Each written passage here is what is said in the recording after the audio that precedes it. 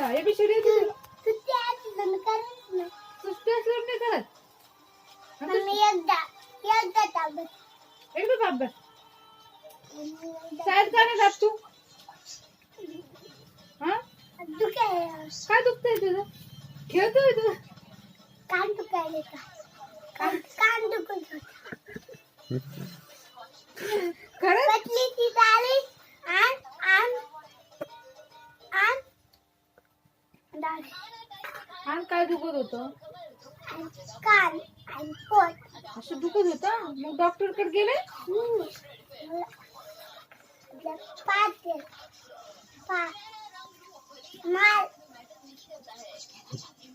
काय चांगलं डॉक्टर गावी गेला. डॉक्टर गेले